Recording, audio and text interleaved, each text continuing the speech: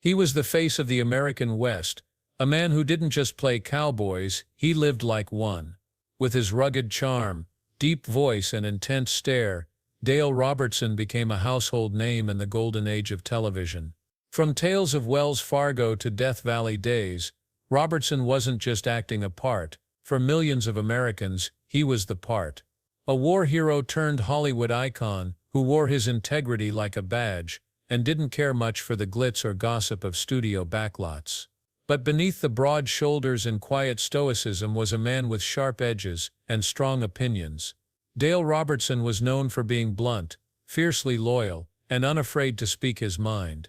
And in a town built on image, he had little patience for actors who, in his words, cared more about their hair than their characters. Over his decades in Hollywood, Robertson crossed paths with many stars, some he admired, some he respected, and one he couldn't stand. A man he felt represented everything phony, self-serving, and disloyal about the industry. A name that still raised the blood pressure of the former cowboy, even years after the cameras stopped rolling, Robert Taylor. Yes, that Robert Taylor. The matinee idol of MGM, the immaculately styled star of the 1930s through the 50s. With his perfect jawline and polished performances, Taylor was the golden boy of an era that prized appearances just a little too much for Robertson's taste. And where Robertson saw grit, honor, and sacrifice as the backbone of a man's worth, Taylor seemed, at least to him, the embodiment of something hollow. A man of exteriors, concerned more with how he looked under the lights than who he was when they went out. So why did this dislike reach the level of hatred? Why did a man like Robertson, who served his country, rode real horses, did his own stunts, and demanded respect from everyone around him, set his sights so fiercely on Robert Taylor? To understand that, we need to rewind, not just to the dusty sets of old westerns, but much earlier, to the Great Depression, to the farmlands of Oklahoma, where Dale Robertson was born into a world of hard work and personal accountability. Born Dale Lemoyne Robertson on July 14, 1923, he wasn't raised on dreams of stardom. His life was horses, hayfields, and handshakes. The kind of life that builds calluses long before it ever polishes a resume. So when World War II came knocking, Robertson didn't hesitate. He volunteered, serving as part of the 322nd and 332nd Combat Engineer Battalions, and later with the legendary 101st Cavalry. Twice wounded in battle, once decorated with the Bronze Star, he didn't talk much about his service, but it defined him. He returned from Europe a changed man, not bitter, but fortified, and with zero tolerance for anything less than the truth. That was Dale, a man shaped by reality. So when Hollywood fame snuck up on him, and yes, it did sneak up, he never really trusted it. The story goes that Robertson had a photograph taken for his mother before shipping out for battle. That picture got into the hands of talent scouts, and the next thing he knew, he was being offered parts in westerns. Parts that didn't require much pretending, because Robertson was that guy. He rode like a cowboy, he shot like a soldier, he looked people in the eye like a man who'd seen things. He didn't need a mirror to rehearse his lines, he needed only his memory and his values. Enter Robert Taylor, by then one of MGM's crown jewels. Glamorous, confident, and ever conscious of the lens. Robertson didn't like what he saw. He didn't like the perfectly combed hair, the choreographed emotion, or what he considered a lack of authenticity behind the polished Hollywood smile. But what really set him off had nothing to do with talent, or lack of it, and everything to do with loyalty, or betrayal, depending on which side of history you land on. Because in Robertson's eyes, Robert Taylor hadn't just failed the integrity test on screen. He failed it in real life when he testified before the House Un-American Activities Committee, naming colleagues, and helping fuel the blacklist that ruined careers and lives. For a man like Dale Robertson, who believed a man's word was sacred, that move was unforgivable. It wasn't just about politics, it was about code, brotherhood, honor. And once you broke that code with Dale Robertson, there was no getting back in his good graces. In the culture of old Hollywood, grudges weren't typically aired out in public. Stars smiled on red carpets, brushed off rivalries with charm, and let their publicists smooth over the rest. But Dale Robertson had little use for the rules of polite showbiz society. He wasn't trying to be liked at cocktail parties. He wasn't networking over champagne. For him, acting was a job, one he took seriously, but not one that would ever make him compromise who he was. That's why his opinion of Robert Taylor didn't soften over time, and wasn't something he hid, even when interviewers tried steering him toward safer ground. If anything, with the years came reinforcement. Robertson stood by his verdict without blinking. I truly hated him more than anyone. And what made those words sting was that Dale Robertson didn't say things like that loosely. He wasn't a gossip, he was firm, measured, and when he finally drew a line around someone, it was permanent. There was more to it than politics or phony smiles. Robertson had experienced firsthand what kind of man Taylor was behind closed doors, and it chafed him. The way Taylor carried himself at studio functions, acting aloof with crew members and smaller-name actors, rubbed Dale the wrong way. He looked down on people. Robertson recalled in one conversation. If you weren't part of his little circle of yes-men, or studio pets, he treated you like you were beneath him. I never stood for that. This wasn't just bad manners to Robertson, it was a lack of character. Respecting the janitor as much as the director was a principle that Dale had lived by since childhood. Back in Oklahoma, a man's worth wasn't measured in movie credits or magazine covers, it was measured in honesty, in work ethic, in how he treated people who could do nothing for him. When he met people who backstabbed others, or acted high and mighty for the cameras, his patience wore thin. With Robert Taylor, it ran out altogether. It's worth noting that Dale Robertson rarely got involved in Hollywood scandals. Unlike many of his peers, he didn't chase headlines or public feuds. He steered clear of the politics and publicity wars that consumed the industry. But when it came to Taylor, he couldn't stay quiet. Their values were miles apart. Robertson played strong silent types, because that's who he was. Taylor, in his view, pretended to be one. The contrast couldn't have been more glaring. I always said, Robertson once remarked, an actor doesn't have to pretend to be a good man. He either is or he isn't. The camera catches it. The audience knows, you can't fake heart. That's where he believed Robert Taylor failed most. He had the facade, but none of the center. And regardless of how many leads Taylor landed or how many box office hits he starred in, to Robertson he was always lacking that one essential trait, authenticity. But what about the public? To them, both men were icons, each in his own way. Taylor had been the elegant gentleman of silver screen romances and wartime dramas. Robertson was the rugged everyman with a stare that didn't blink and a voice that felt carved from stone. The difference was that one seemed to live through his characters, while the other watched himself playing them. Audiences never noticed the friction between them. Why would they? The prestige press didn't cover personal grudges back then, unless something exploded. But behind the scenes, the divide was clear and unmendable. And still, time marched on. Robertson continued building a sturdy and respectable television career, never obsessed with fame, always working on projects that he felt had meaning. From Iron Horse to Death Valley Days, from voicing animation to guest roles on Dynasty, he carved out a career of substance. Never the loudest star, never the trendsetter, just consistent, honorable, and locked into his own sense of purpose. Robert Taylor's career also moved forward. Lavish premieres, glossy magazine spreads, and big studio roles kept him front and center, even as public tastes began to shift. But to Dale, none of that mattered. Reputation wasn't built in wardrobe trailers, it was cemented in the spaces between, in how a man acted when no one was looking, when the lights weren't on. It was perhaps during those twilight years, as both men aged out of leading roles and into the sideline memories of golden-era fans, that others expected the hate might fade.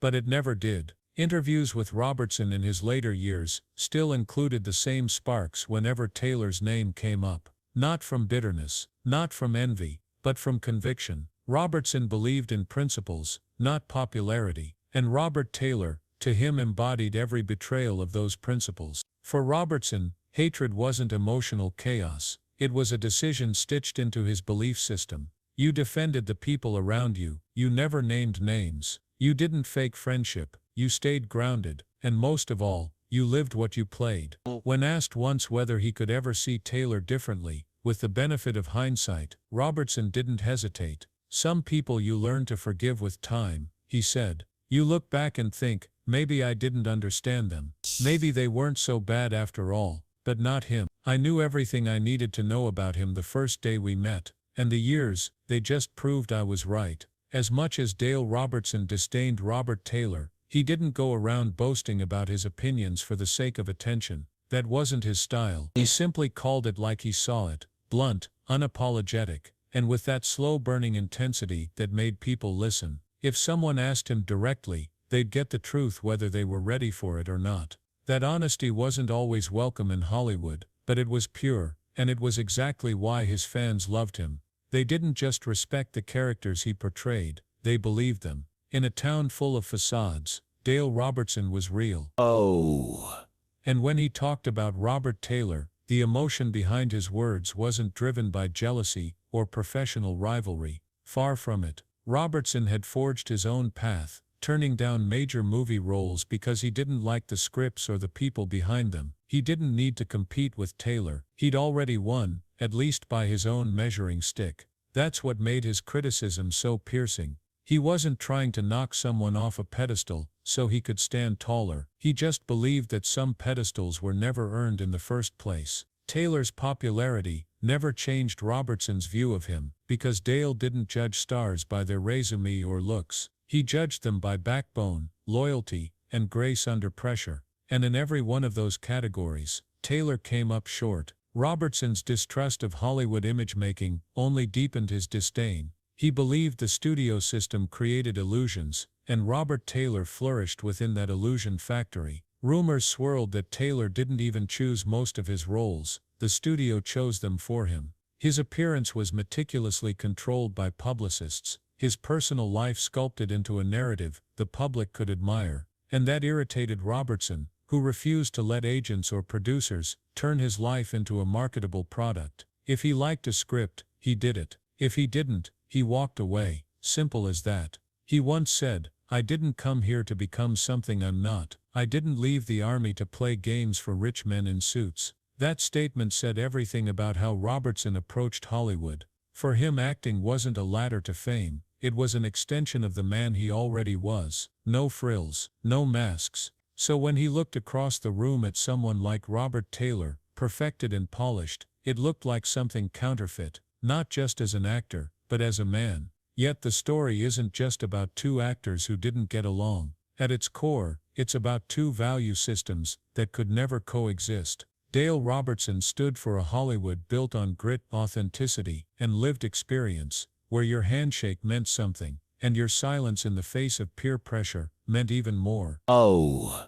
Robert Taylor, on the other hand, thrived in a Hollywood built on elegance, image, and survival, where loyalty was often traded in for favor, and difficult decisions were justified in the name of career preservation. And nowhere was that value clash more glaring, and for Robertson more unforgivable, than with the House Un-American Activities Committee hearings, where Hollywood turned on itself. As the Cold War era gripped America in fear, actors were pulled before Congress to testify about communist influence in the arts. For some, it was a moment of personal reckoning. For Robertson, it was a moment of moral clarity. Robert Taylor cooperated with the committee. He didn't just testify, he named names. Whether he did so willingly or under pressure remains debated by historians. But in Robertson's eyes, the damage had been done. Men lost jobs. Some lost their careers. All because colleagues like Taylor, according to Dale, chose peace with power over loyalty to friends. To audiences today, that time might feel far removed,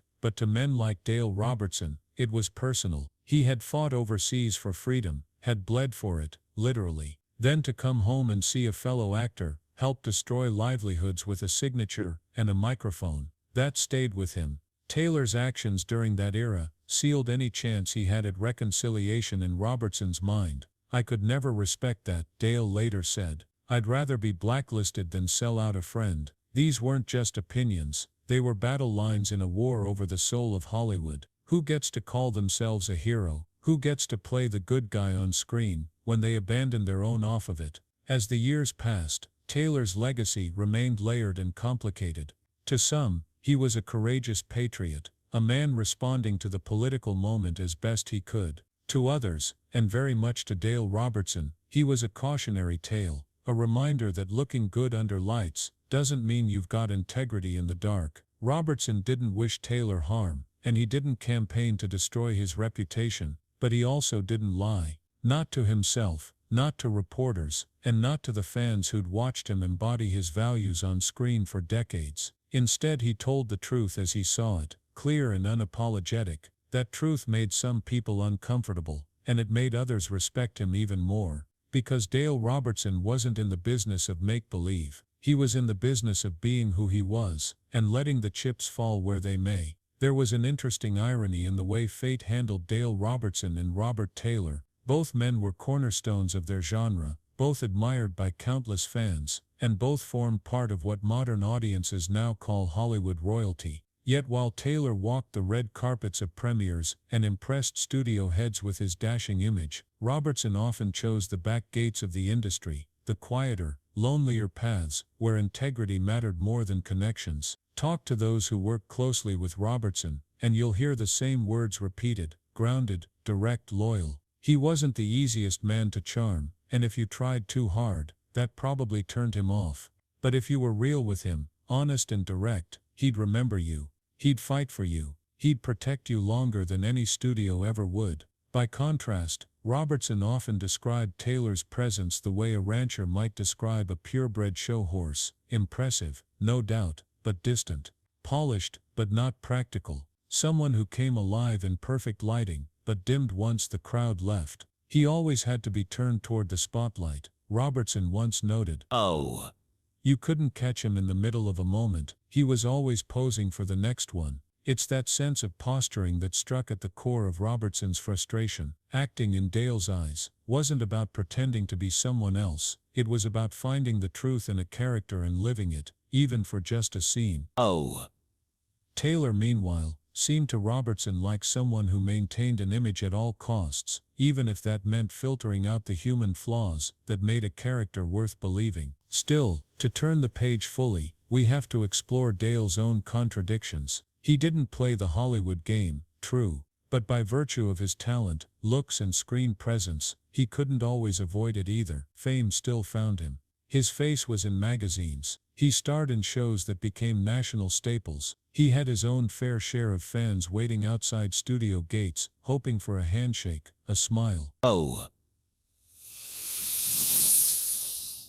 Even in those moments, Robertson never drank the Kool-Aid. He kept his ranch in Oklahoma. He invested in horses and land, not glitz or excess, and he never tried to rebrand himself into something he wasn't. That authenticity is part of what made the lingering feud with Taylor so enduring. It wasn't one actor envying another's success. It was a man defending his values against what he saw as a representation of everything false. And for someone like Robertson, who equated character with courage, Taylor's wartime cooperation with UAC and his pristine Hollywood polish represented not just weakness, but betrayal. Over the years, people tried to brush off Dale's words. Hollywood has a way of rounding off its rough edges for the sake of legacy. They'd say, "Oh, that was just Robertson being old school," or "he was from a different time, a man's man." But those phrases don't do justice to the depth of feeling Dale carried. His hatred for Taylor wasn't some fleeting irritation. It was rooted in a lifetime of experience, a framework of loyalty so unshakable that anything less left a permanent scar. And maybe that's why the story still sticks, not because two actors disagreed, but because one of them refused to comply with Hollywood's silent rule: bury conflict, don't speak ill, protect the image. Robertson never played by that rule. He didn't care how beloved someone else was. If your name stood next to betrayal in his ledger, it stayed there. Fans of both actors have long debated whether Robertson's view was fair, and to be sure, Robert Taylor wasn't without some complexities of his own. He may have bowed to pressure during the UAC era. He may have chosen security over solidarity. But that was an era where the stakes were high, and the consequences brutal. Some saw Taylor as a survivor, caught in a machine bigger than himself. To Robertson, though, survival wasn't the excuse, it was the failure. "I was offered a few backroom deals during those years," Robertson once said. "You keep your mouth shut, and they can make life easier for you. But my father taught me that easier isn't the same as right." That simple statement could stand as the unofficial motto of Dale Robertson's life. He wasn't loud about it. He didn't tweet speeches or attend political rallies, but he lived his values in every quiet thing he did. The roles he chose, the producers he avoided, the interviews he gave, all of it pointed to a single truth: he refused to become a product. And in the face of someone like Robert Taylor, who seemed to Robertson like the industry's most polished brand, that refusal became an unbridgeable divide. Even late into his life, long past the age where most people bury the hatchet, Robertson kept that same fire. People change, seasons shift, actors fade into memory, but conviction lasts. And Robertson was never interested in being remembered for how much he earned or how many covers he graced. He wanted to be remembered for who he was when the cameras stopped rolling. And maybe that's why, in the end, his disdain for Taylor wasn't just contempt, it was disappointment. Dale Robertson didn't waste a lot of time trying to convince people of his views. He figured if they had a little sense, they'd see for themselves. And if not, well, that was their business. But when it came to Robert Taylor, the conversations had a way of circling back, even when Dale didn't bring them up. Interviewers, producers, even co-stars, people were always curious about that underlying tension. It wasn't just gossip, it was something else. There was genuine intrigue in how strongly Robertson felt and how consistent he remained. His reactions weren't theatrical. There were no shouting matches, no scandals caught on tape. What struck people most was the cold steel in Dale's tone whenever Taylor's name came up. It wasn't explosive, it was settled, final. And often, that quiet certainty landed harder than any dramatic outburst ever could. Robertson's value system wasn't designed for compromise, especially not with people he saw as disingenuous. That made him a rare breed in an environment that often rewarded the opposite. Where Taylor embraced the studio machine, Robertson actively ducked it. When stars were nudging backstage doors open at elite clubs or planning their weekend headlines, Robertson was more likely in his truck, driving out to the country, feeding horses, fixing a fence post. Celebrity didn't surround him, it followed him reluctantly, and mostly because people respected how little he cared about it.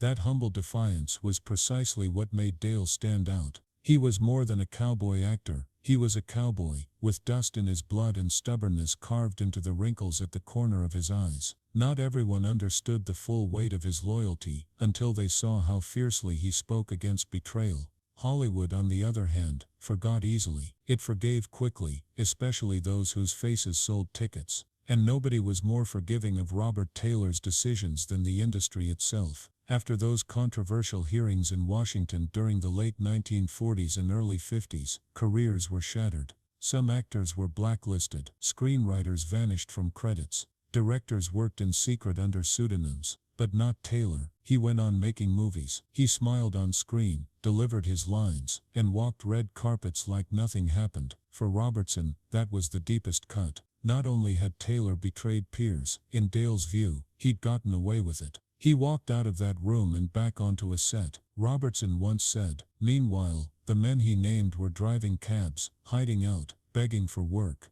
You tell me what kind of man does that? It wasn't the politics that Dale hated, it was the principle. The idea that a peer could buckle under pressure, throw names to the wolves, and then carry on as if nothing had shifted. Robertson didn't care what side of the political aisle someone stood on. What mattered to him was whether they stood at all when things got hard, and to him, Robert Taylor didn't stand. He caved, and then he smiled through it. Contrast that with Dale's own reputation, fiercely independent, often difficult for studios to pigeonhole. He refused to bleach his image to suit industry trends. They offered him roles that would have launched him into massive stardom if only he'd play into stereotypes or polish his accent. But he didn't want polish, he wanted truth. That's why his westerns felt different. When Robertson held a rifle or delivered justice in a dusty sheriff's office, there was a moral gravity behind it. The stoic silence wasn't just acting, it was lived experience coming through. It was integrity that guided him through every phase of his career.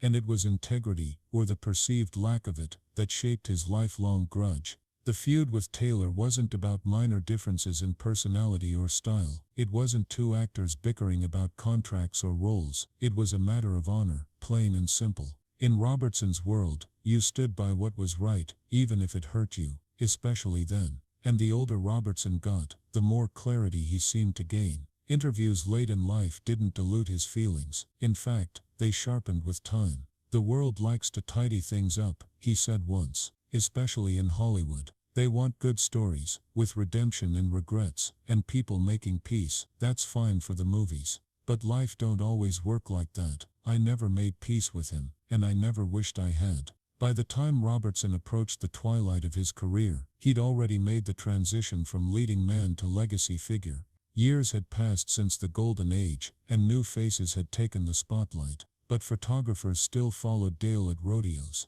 Fans still mailed letters. Silver-haired men still remembered him as the cowboy they wanted to be. And in those last few interviews, whenever Taylor's name came up, Dale never blinked. He didn't change the subject. He didn't play to the audience. He just said what he'd said for years. "He was everything I couldn't stand. The industry loved how he looked. I couldn't get past what he did." In his final years, Dale Robertson was quieter, but not because he'd softened. If anything, his silence was just another dimension of his strength, the kind that chooses reflection over noise. By then he had seen just about everything a man could see. War in Europe. Fame in Hollywood. The erosion of the very values he'd once been taught were unshakable. And through it all, one thing never changed: his core. He lived the same way he acted, with restraint, clarity, and purpose. You didn't have to guess what kind of man he was. It was in every line of his weathered face. He was living out his final chapter in Yukon, Oklahoma, far from the sound stages and the limelight, closer to the quiet he'd always preferred. The land was where he could still feel like himself, where the values he held, honor, independence, grit, meant something you could put your boots on. Hollywood had come and gone for Dale Robertson, but character stayed. Not long before his passing in 2013, someone asked him what he'd most want to be remembered for. His answer surprised no one who knew him. He didn't mention any awards. He didn't even mention any roles. He said, "I tried to be a man you could trust." That's all there was to it. Not a brand, not a star, a man. That simple aspiration explains everything about Dale Robertson's grudge, because trust wasn't just a personal expectation for him, it was a worldview. He saw the world divided not by politics or power or fame, but by those who could be trusted, and those who couldn't. In his view, Robert Taylor had violated that line when he chose preservation over principle, and handed up colleagues during one of the darkest periods in Hollywood history. That fracture never healed, never even tried to. While some grew nostalgic for old movie stars and glossy studio tales, Robertson refused to let nostalgia overwrite fact. The world might paint Taylor in soft retro tones, but Dale held firm. "Some people leave you one memory," he said. "This was a bad one, and I didn't forget." Yet Dale could remember others fondly: directors who stood by him, actors who treated everyone on set with dignity, stuntmen who risked their lives for a scene and never asked for applause. They were the people who earned his loyalty, and whenever he spoke about them, you could feel the respect in his voice. Genuine, warm, even tender. That was the other side of Dale Robertson, the one rarely shown in interviews, but always present behind the toughness. He wasn't bitter. He just wasn't forgiving about things he saw as unforgivable.